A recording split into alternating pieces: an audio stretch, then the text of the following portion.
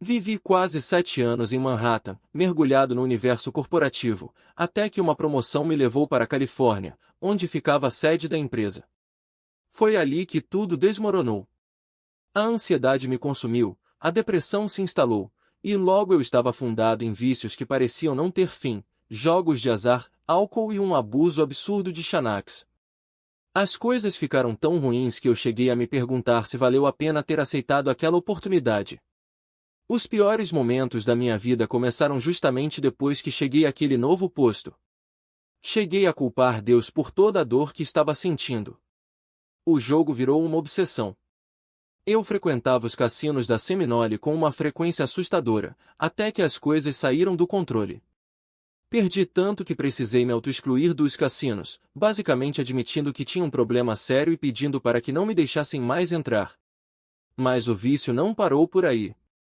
Descobri um barco que saía de Fort Myers ou Zondade 3 vezes por semana, um verdadeiro cassino flutuante. Foi um pesadelo. Um desastre completo. Perdi tudo o que podia imaginar. Hoje, estou aqui para compartilhar minha história no Touching the Afterlife. Meu nome é Anthony, e minha trajetória é de extremos, de altos cargos corporativos a me ver no chão de um abrigo para sem-teto, lutando contra a ansiedade e os vícios. Mas também é uma história de resgate, de transformação. Você não vai querer perder esse testemunho poderoso. Seja bem-vindo, Anthony. Obrigada por estar aqui. É um prazer imenso ouvir o que você tem a dizer. Vamos direto ao ponto. Conte um pouco sobre sua origem. Cresci em Connecticut, no nordeste dos Estados Unidos, em uma família católica tradicional. Ia à igreja, servia como coroinha, estudava em escola católica, mas, como a maioria dos jovens, acabei me rebelando. Afastei-me de Deus por boa parte da vida. Só me lembrava dele quando precisava de algo ou quando as coisas ficavam realmente difíceis. Isso mudou em 2005. Eu estava em uma situação desesperadora, e às vezes o desespero é o que nos faz acordar. Foi quando, de coração aberto, clamei por ele. E ele respondeu. Na verdade, ele sempre esteve ali, mas foi naquele momento que sua presença realmente transformou minha vida. E depois disso, como as coisas evoluíram? Foi aí que você entrou no mundo corporativo? Passei bastante tempo no mercado corporativo. Em Nova York, trabalhei na área de segurança e investigações. Do ponto de vista material, as coisas iam bem. Mas não havia fé, nem conexão com Deus. Eu me considerava um cristão de Natal e Páscoa, só aparecia na igreja nesses dias, e mesmo assim por culpa. Muitas pessoas vivem assim, só frequentando os templos nas datas festivas. Eu não queria estar lá, mas sentia que precisava ir. Foi essa a minha relação com a fé por muito tempo. Em Manhattan, fiquei quase 7 anos nesse ritmo. Até que fui promovido para a Califórnia, onde ficava a matriz da empresa. Passei 2 anos no norte do estado, comandando a área de prevenção de perdas de uma rede de varejo chamada BB Stores. Era jovem, tinha responsabilidades grandes, e financeiramente as coisas iam muito bem. Mas, por dentro, tudo começou a desandar. No final de 2004, a empresa passou por uma reestruturação. Chegou um novo diretor financeiro, seguido de um novo CEO. De repente, a autonomia e o poder que eu e meu chefe tínhamos na área de segurança simplesmente desapareceram. Foi um baque. Estávamos acostumados a tomar decisões, a ter voz ativa, e de uma hora para outra, tudo mudou. Meu chefe sofreu ainda mais do que eu com essa perda de influência. A empresa virou um campo de batalha política, com grupos se formando e disputas internas. Fui pego no meio desse fogo cruzado, e as coisas só pioraram. Em janeiro de 2005, deixei a empresa e abri uma consultoria de segurança e investigações no sul da Flórida. Mas meu coração não estava ali. Sentia falta do ambiente corporativo, da interação com as pessoas. Enquanto isso, meus sobrinhos e uma das minhas irmãs haviam se convertido e me convidaram para ir à igreja Calvary Chapel. Fui a um culto às 12h30, meio desconfiado. Onde estavam os rituais que eu conhecia?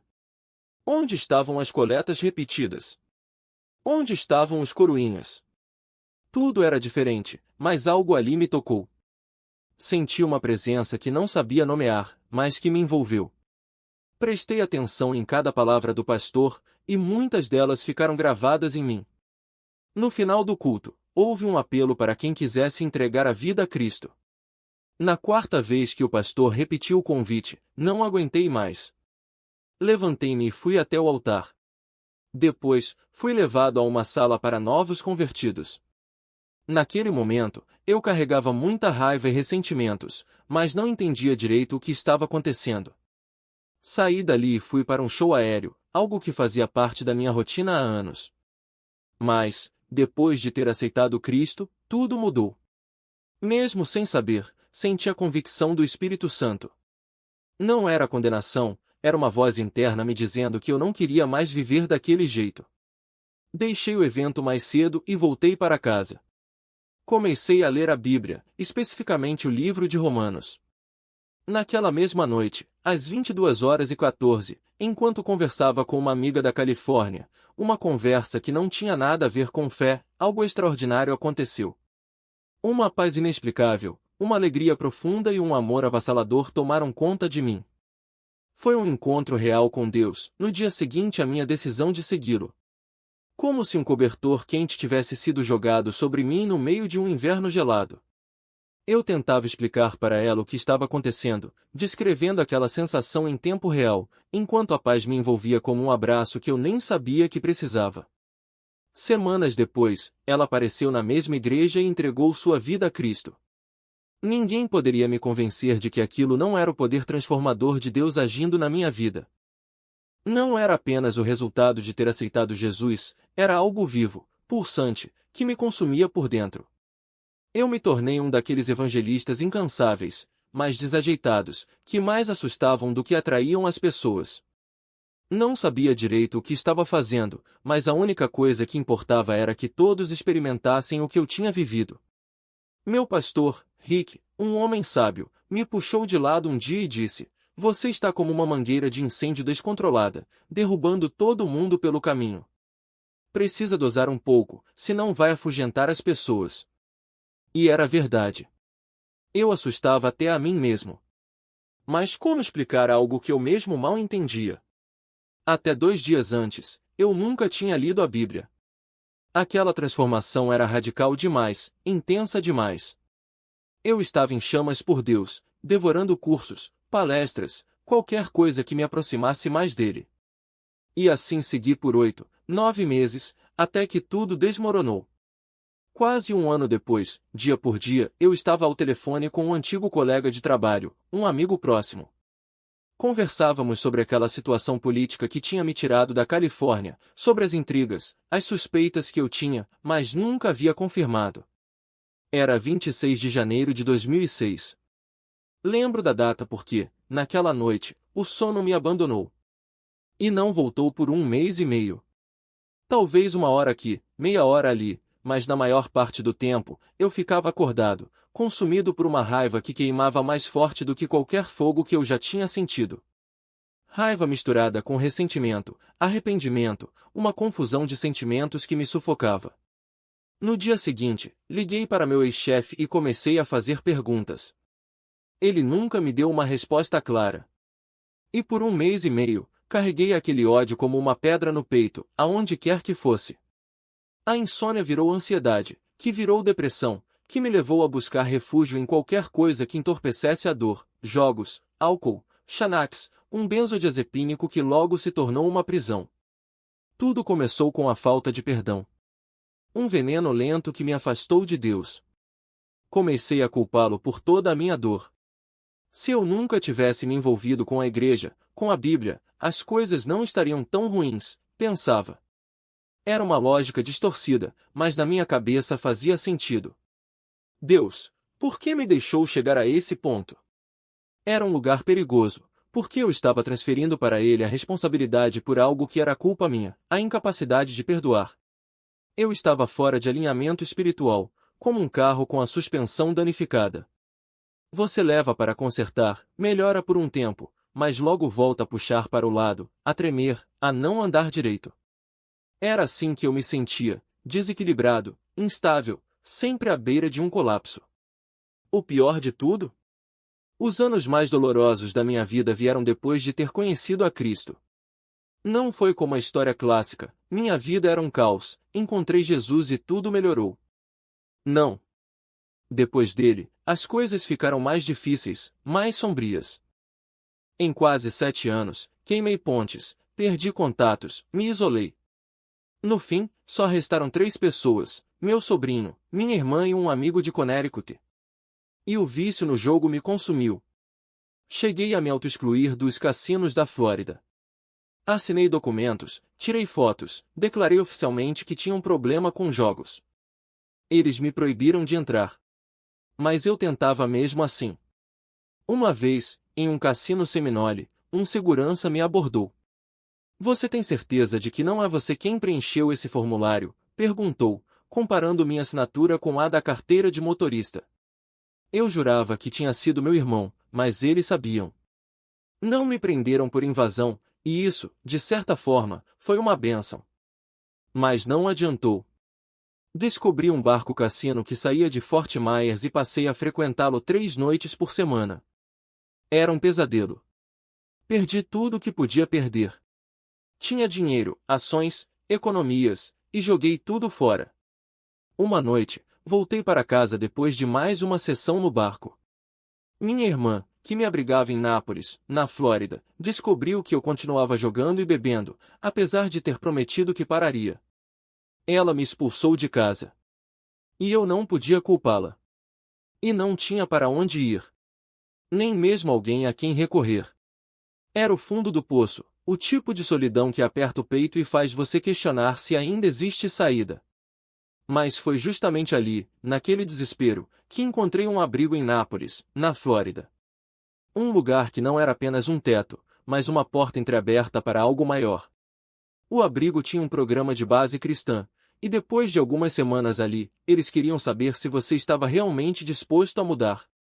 Foi nesse momento que algo dentro de mim se quebrou, e, ao mesmo tempo, se refez.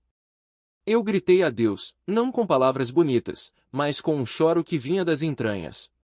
Pedi perdão, pedi ajuda, pedi para voltar a sentir sua presença. Mas antes disso, houve um instante em que quase cruzei uma linha sem volta. Eu tinha em mãos 2 receitas de clonazepam, cada uma com 2 miligramas. Uma já estava preenchida. Meu plano era simples: ir até a Walgreens, pegar a segunda e engolir tudo. Não havia mais nada a perder. A depressão me esmagava, a desesperança me sufocava, e eu não via sentido em continuar.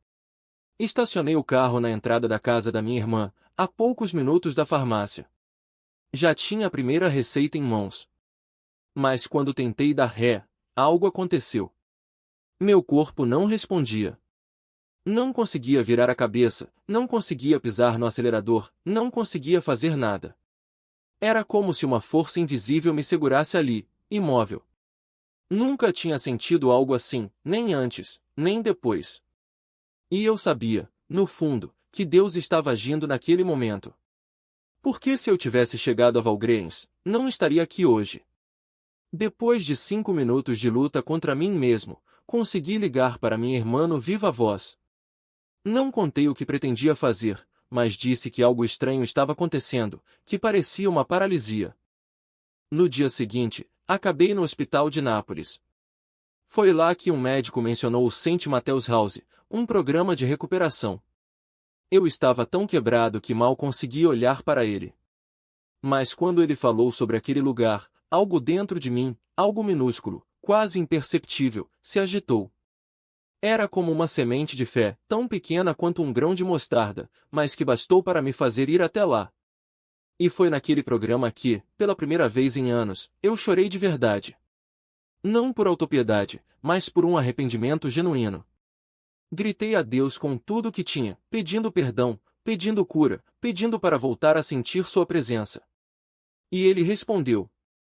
Não apenas salvou minha vida naquele carro, mas me deu algo que eu achava impossível: a capacidade de perdoar. Durante quase 7 anos, eu carreguei mágoas que me consumiam. Não queria perdoar, não sabia como.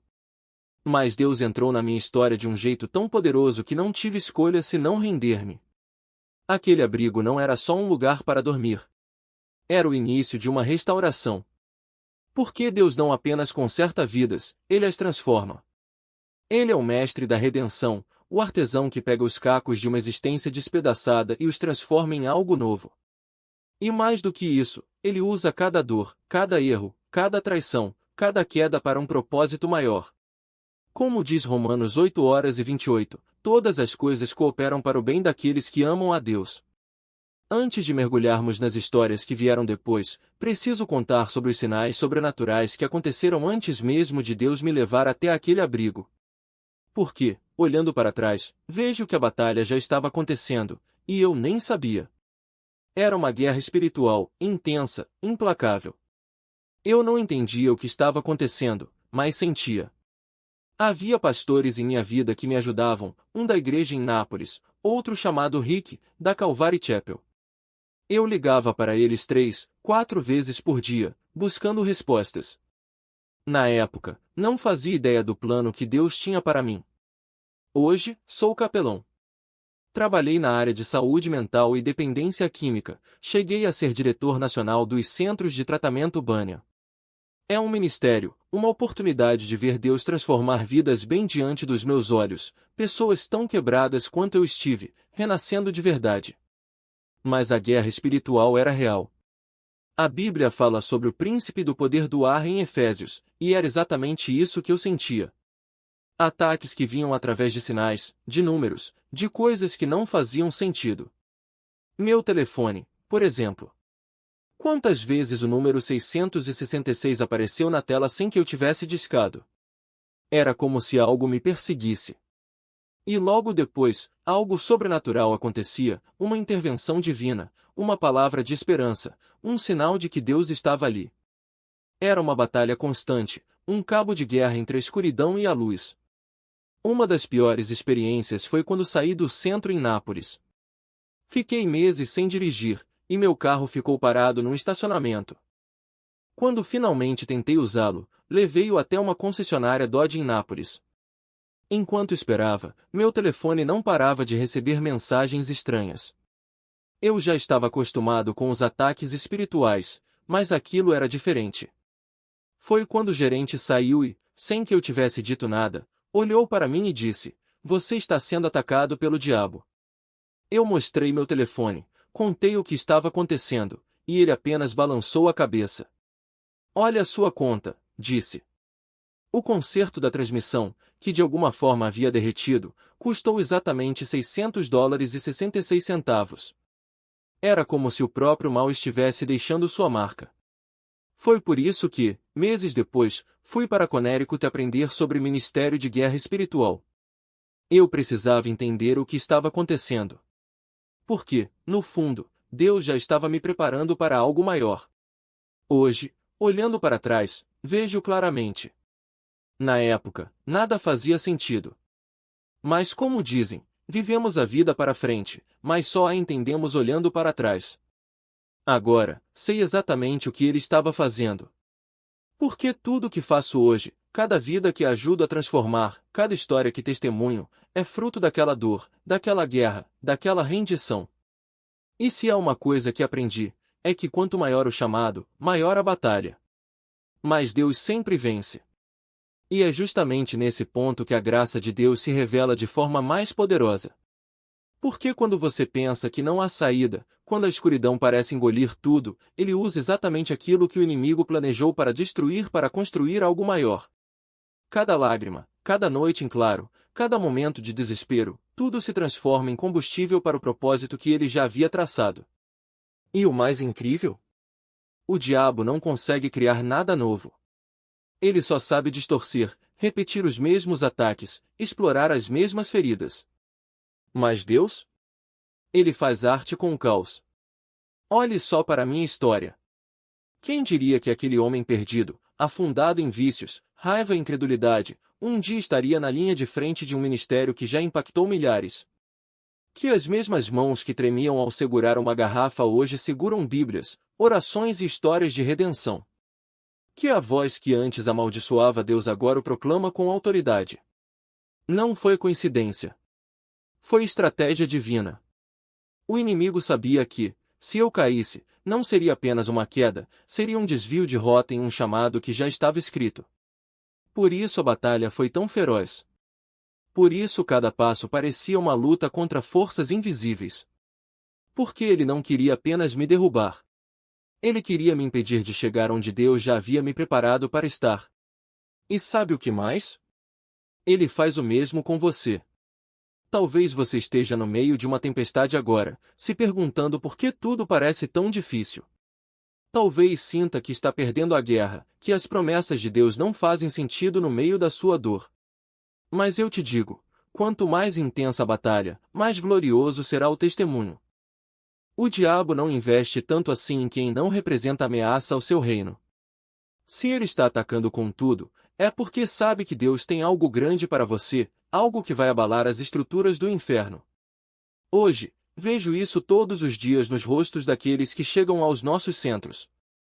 Homens e mulheres quebrados, alguns tão perdidos que nem acreditam mais em si mesmos, quanto mais em Deus. Mas é justamente aí que a mágica acontece.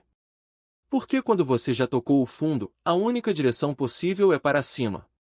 E é nesse momento que a palavra de Deus se torna viva, que a oração deixa de ser um ritual e se transforma em respiração, que a igreja deixa de ser um prédio e se torna uma família.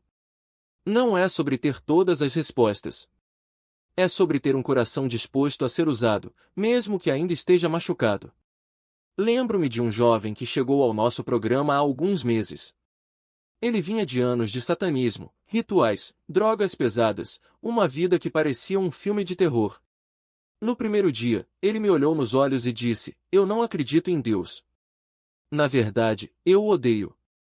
Mas se ele existe, que prove agora." Sabe o que fiz? Não discuti. Não tentei convencê-lo com argumentos.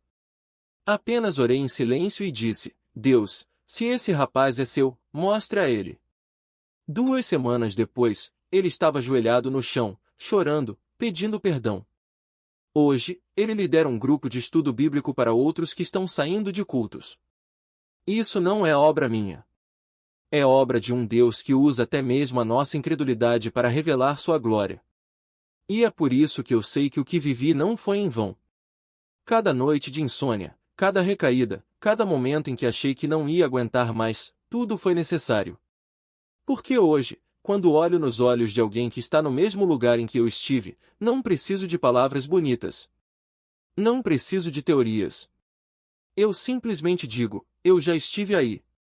E se Deus me tirou daquela escuridão, Ele pode fazer o mesmo por você. E essa é a maior arma que temos contra o inimigo, o testemunho vivo de que Deus não desiste de nós. Então, se você está lendo isso e sente que não tem mais forças, que a batalha é grande demais, que o chamado parece distante demais, lembre-se, o mesmo Deus que me tirou das trevas está ao seu lado. Ele não escolhe os mais fortes, os mais preparados, os mais santos. Ele escolhe os dispostos. E se você está disposto a dizer sim, mesmo que seja com lágrimas nos olhos, Ele vai usar você de uma forma que nem mesmo o diabo conseguiria prever. Porque no fim das contas, não é sobre nós. É sobre Ele. E Ele sempre vence. Eles chegam aqui com as mãos vazias, o coração despedaçado e a alma exausta, mas sabem, no fundo, que só há um lugar onde a cura verdadeira começa. Não é preciso convencê-los de que Deus existe. Eles já sentem o peso da sua presença, mesmo quando tentam fugir dela. O que falta não é fé, mas coragem, o passo que os tira das sombras para a luz. E quando a dor aperta, quando o desespero aperta como um punho no peito, é justamente aí que Deus se revela com mais força. Porque Ele não espera que estejamos prontos. Ele espera que estejamos quebrados. Veja só o que acontece quando um homem que dedicou a vida a negar Deus, que usava sua inteligência como arma contra a fé, de repente se vê diante de algo que não consegue explicar. Esse homem que eu conheci, que debatia em universidades, que carregava o símbolo do ateísmo como um escudo, entrou aqui cheio de ódio. Cada palavra dele era um muro, cada gesto, uma defesa. Mas Deus não desiste. Ele usa até as nossas fugas para nos trazer de volta. Cada vez que esse homem tentava sair, algo acontecia. Um encontro inesperado. Uma porta que se fechava. um sinal tão claro que ele não podia ignorar. E então, um dia, ele entrou no meu escritório e disse: "Eu não acredito em nada disso." Mas Deus já estava trabalhando. Não foi um argumento que o convenceu. Foi a presença. Foi o jeito como Deus se revelou nos detalhes, nos acidentes que não eram acidentes, nas portas que se abriam quando ele mais precisava, nas palavras que chegavam no momento exato. E quando ele finalmente se rendeu, não foi por lógica. Foi por amor. Ele se batizou, pegou aquele símbolo que um dia representou sua rebeldia e o transformou em um testemunho. Cruzou-o com a marca de Cristo e disse: "Agora é dele." Isso não é obra humana. Isso é Deus pegando o que o inimigo queria destruir e fazendo dele um troféu. E histórias assim se repetem. Todos os dias. Homens e mulheres que chegaram aqui arrastando correntes de vícios, de cultos, de escolhas que os afastaram da luz, e que, de repente, se veem diante de um amor que não faz sentido. Um amor que não exige perfeição, mas entrega. Que não pede explicações, mas oferece perdão. Que não ignora as cicatrizes, mas as usa para escrever uma nova história. Nós até registramos esses momentos. Temos um caderno desde maio de 2022, cheio de relatos que chamamos de incidentes de Deus. Porque não são coincidências. São encontros. São provas de que, quando alguém se aproxima, mesmo que seja com um fio de esperança, Deus se aproxima mais ainda. Ele não força a porta. Ele bate. E espera.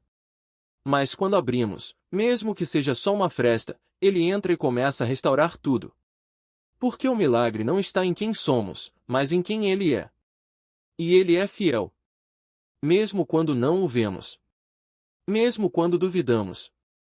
Mesmo quando achamos que já é tarde demais. Ele está ali, pronto para transformar o nosso não em um sim, as nossas cinzas em beleza, o nosso passado em propósito. Então, se você está lendo isso e sente que já tentou de tudo, que já não há saída, que a escuridão é grande demais, ouça, Deus não desistiu de você. Ele nunca desistiu. E se você der um passo na direção dele, mesmo que seja cambaleando, ele vai correr ao seu encontro. Porque é assim que ele age. Ele não escolhe os perfeitos. Escolhe os dispostos. E se você estiver disposto a dizer sim, mesmo que seja com a voz trêmula, ele vai fazer algo em você que nem o inferno poderá apagar. Não desista. Porque ele não desistiu de você.